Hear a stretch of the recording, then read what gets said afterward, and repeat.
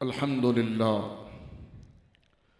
अल्हम्दुलिल्लाहिल मुब्दिइल मुईदल गनिय्यिल हमीद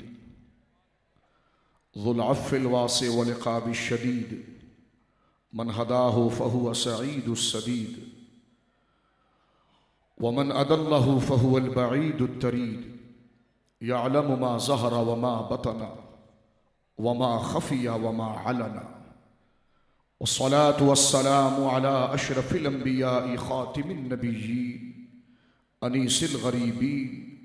राहतिल आशिक़ीन मुरादिल मुश्ताक़ीन सय्यिदिल अरब वल अजम सय्यिदिल अव्वलीन वल आखिरीन सय्यिदिना व हबीबिना नबिय्यना व करीमिना व मौलाना मुहम्मद अब्दुहु व रसूलुहु बिल हुदा व दीनिल हक़्क़ि अरसला अम्मा बादु फ़अऊज़ु बिल्लाहि समील अलीम मिनश शैतानिर लईनिर रजीम बिस्मिल्लाहिर रहमानिर रहीम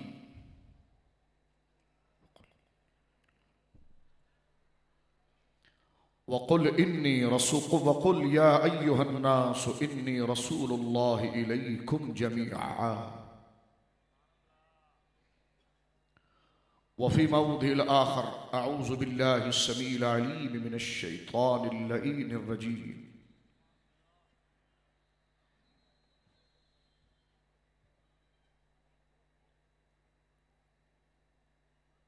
व रफ़अना लक ज़िक्रक व अन अबी हुरैरह रज़ियल्लाहु तआला अन्हु क़ाल क़ाल अन्नबी सल्लल्लाहु तआला अलैहि वसल्लम अन्नासु मआदिनुन कमआदिनि ज़हब वल फ़िद्दा ख़ियारुहुम फ़िल जाहिलिय्यति व ख़ियारुहुम फ़िल इस्लाम इज़ा फ़क़हू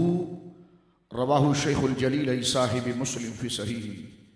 इन्नल्लाह व मलाइकतहु युसल्लूना अलन नबी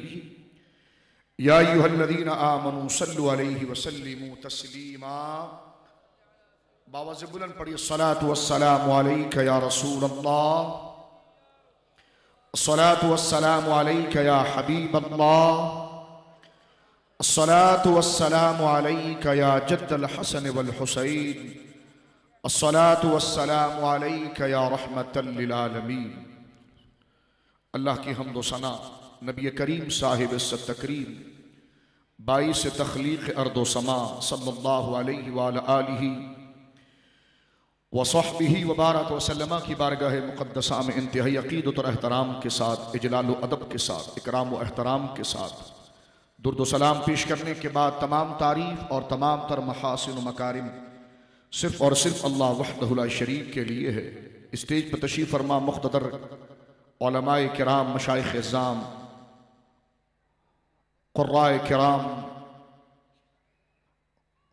रफ़ीक़ान मिल्लत और मेरे सामने मौजूद उश्शक़ान मुस्तफ़ा सल्लल्लाहु ताला अलैहि वसल्लम,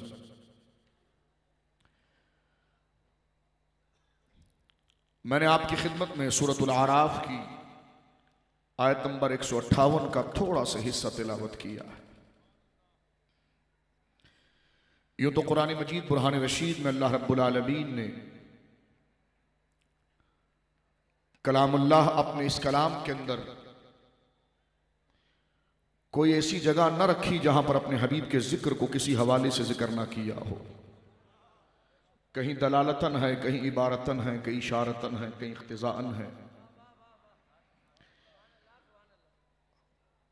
लेकिन जिस आयत करीमा का मैंने इंतखाब किया है अपनी मुख्तसर सी गुफ्तगू और मुख्तसर सी नात को जिक्र करने के लिए, वो सूरतुल आराफ की आयत नंबर 158 है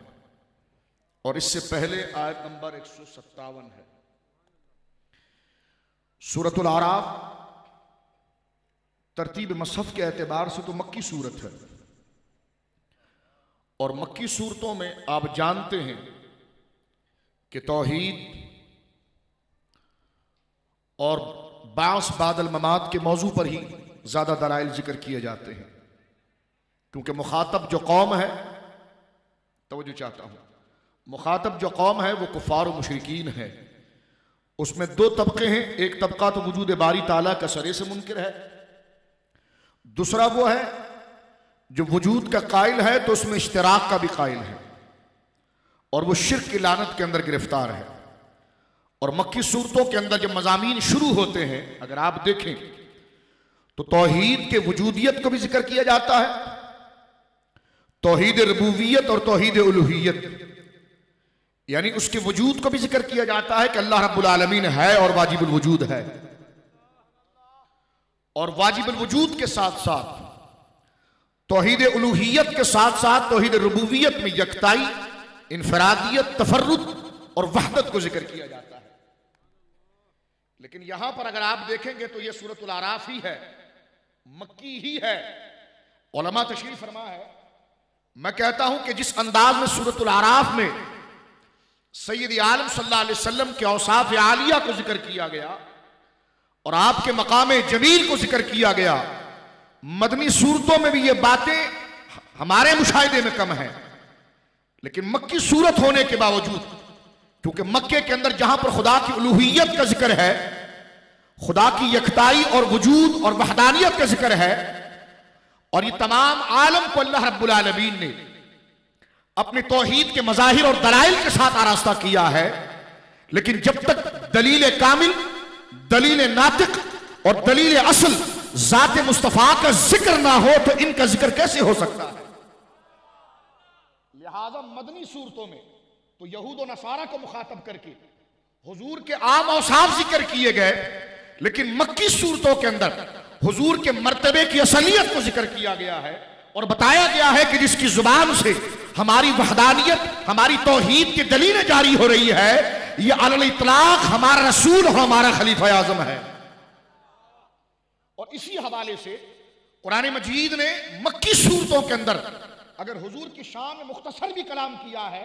लेकिन वो इतना जामे कलाम है जो मदनी सूरतें उसी की तफसील पर है और उसकी असल मक्के के अंदर जिक्र की। क्योंकि असल तारुफ मदीने में हुजूर का नहीं, असल तारुफ मक्के में हो रहा है।